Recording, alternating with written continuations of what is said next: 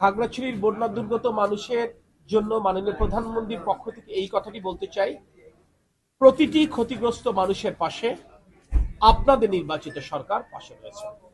যিনি গৃহ হারিয়েছেন কিংবা যার ঘরবাড়ি নড়বড়ে হয়ে গেছে, নাজুক হয়ে গেছে, সেই ঘরবাড়িগুলো ইনশাআল্লাহ সরকারের তরফ থেকে আমরা মেরামত করে দেব।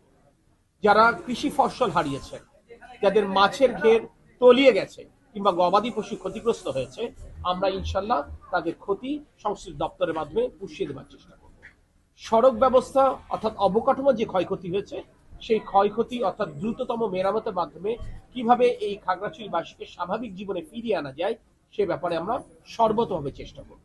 আমরা যেভাবে সমন্বয়ের ভিত্তিতে প্রাথমিকভাবে আপনাদের পাশে দাঁড়িয়েছি, আপনাদেরকে উদ্ধার করবার চেষ্টা করেছি যারা আটকে পড়েছিলেন পানিবন্দী অবস্থায়, কিংবা আপনাদের মুখে খাবার পৌঁছে দেওয়ার চেষ্টা করেছি, কিংবা চিকিৎসা সহায়তা দেওয়ার চেষ্টা করেছি, পুনর্বাসন কর্মসূচিটা প্রতিটি মুহূর্ত আমরা আপনাদের পাশে থাকবো ইনশাল্লাহ।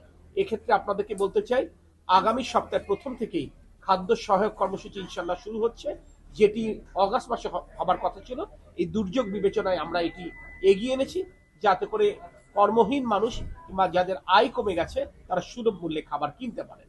আরেকটি গুরুত্বপূর্ণ বিষয়, বিভিন্ন এনজিও মাইক্রো ক্রেডিট অপারেশন চালায়, অর্থাৎ ক্ষুদ্র ঋণ বিতরণ করে।